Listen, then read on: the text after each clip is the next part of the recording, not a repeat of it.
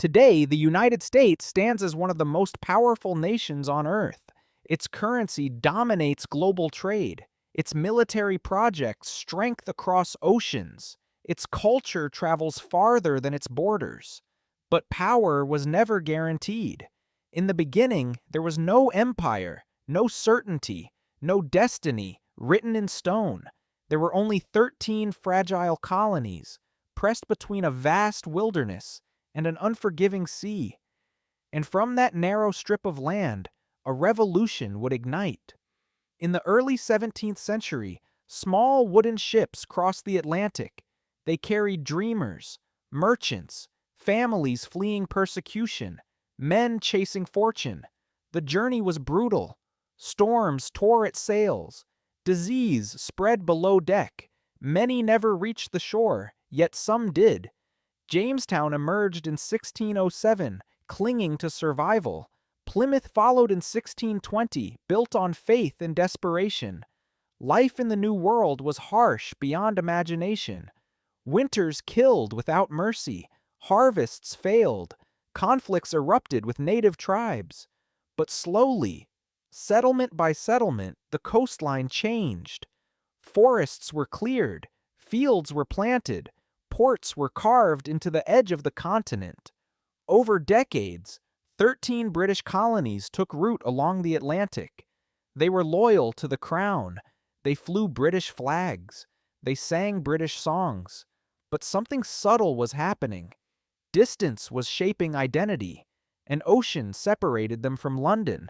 And in that distance, independence of thought began to grow. By the mid-1700s, the colonies were thriving. Trade expanded through Boston, New York, and Charleston. Farmers cultivated tobacco, rice, and wheat. Shipbuilders crafted vessels that crossed the Atlantic. Colonial assemblies debated laws.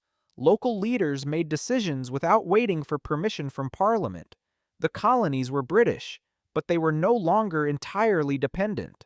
Then came war. The 7 Years' War reshaped the balance of power in North America. Britain emerged victorious over France. But victory came at a staggering cost. Debt weighed heavily on the empire, and London turned its eyes toward the colonies. If the war had been fought to defend them, Parliament reasoned, then the colonies should help pay the price. New taxes followed: the Stamp Act, the Townshend Acts, the Tea Act. Each one tightened the grip of imperial control. From Britain's perspective, it was policy. From the colonies' perspective, it was injustice. They had no representatives in Parliament, no vote in the decisions imposed upon them. The phrase taxation without representation echoed through taverns, town halls, and printed pamphlets. Resentment hardened. In 1773, defiance turned dramatic. Under the cover of night, colonists boarded British ships in Boston Harbor and hurled crates of tea into the dark water. The world would remember it as the Boston Tea Party. Britain responded with force. The harbor was closed. Troops were stationed in the city. Tension transformed into confrontation. In April 1775, at Lexington and Concord, gunfire shattered the silence of dawn. The American Revolutionary War had begun. The imbalance was obvious. Britain commanded the most powerful navy in the world. Its army was disciplined, trained, and experienced. The colonies relied on militias, farmers with muskets, blacksmiths turned soldiers, volunteers without uniforms.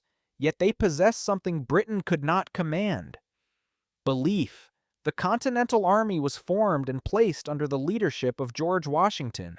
Washington was not a perfect general. He made mistakes. He faced defeats, but he understood endurance. He understood that survival itself could become a weapon. The strategy was simple, yet dangerous. Avoid total destruction. Preserve the army. Stretch the war long enough that Britain would tire of it. The early campaigns were devastating. New York fell.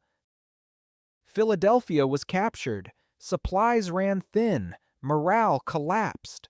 At Valley Forge in the winter of 1777, soldiers endured freezing winds without proper boots or coats. Hunger stalked the camp. Disease spread silently. The army could have dissolved. It did not. Training intensified under Baron von Steuben. Discipline replaced chaos. What emerged from that winter was no longer a fragile militia. It was an army. Meanwhile, a bold political step was unfolding. In July 1776, representatives of the colonies approved the United States Declaration of Independence. Drafted primarily by Thomas Jefferson, it declared that all men are created equal, that they are endowed with unalienable rights, that governments derive their just powers from the consent of the governed. It was not merely a rebellion against a king, it was a declaration of principle, a statement that authority flows upward from the people, not downward from a throne. The colonies were no longer seeking compromise, they were claiming sovereignty. The war continued with brutal permas, but declaring independence was one thing, winning it was another. The war dragged on for years. Cities changed hands. Supplies ran thin. Hope flickered in the cold winds of winter. At Valley Forge, soldiers stood barefoot in snow. Hunger carved through the camp. Disease spread in silence. The army could have collapsed. It did not. Discipline hardened them. Training transformed them. Survival became strategy. Then came a turning point. In 1777, American forces secured a decisive victory at Saratoga. The world took notice. France saw opportunity. Support arrived. Ships, soldiers, supplies. What began as rebellion was becoming a global conflict. The balance shifted. Years later, in 1781, at Yorktown, British forces found themselves trapped. Cannons thundered. Lines closed in. Escape vanished. When General Cornwallis surrendered, it was more than a battlefield loss. It was the end of imperial control. In 1783, the Treaty of Paris formally recognized American independence. The United States had won its freedom. But freedom did not mean stability. The new nation was fragile. War debts loomed. The economy struggled. The central government under the Articles of Confederation was weak and divided. States argued. Currency fluctuated. Unity felt uncertain. The revolution had broken away from a king. Now it had to prove it could govern itself. In 1787, delegates gathered in Philadelphia. Behind closed doors, they debated fiercely. How strong should the federal government be? How could liberty be protected without inviting chaos? How could power be restrained without weakening the nation? The answer became the Constitution. 3 branches of government, checks and balances, an experiment in structured power. In 1789, George Washington took the oath as the first president of the United States. The revolution had transformed into a republic. A nation had been born.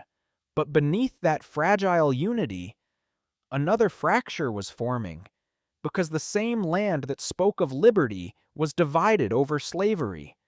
North and South were growing apart. Economies clashed. Political tensions hardened. Compromise became thinner with every passing decade. Independence had been won. But peace would not last. Within less than a century, Americans would raise weapons against Americans. The Union itself would stand on the edge of collapse. The question would no longer be whether the United States could defeat an empire, but whether it could survive itself. And when civil war finally came, it would decide the future of the nation, once and for all.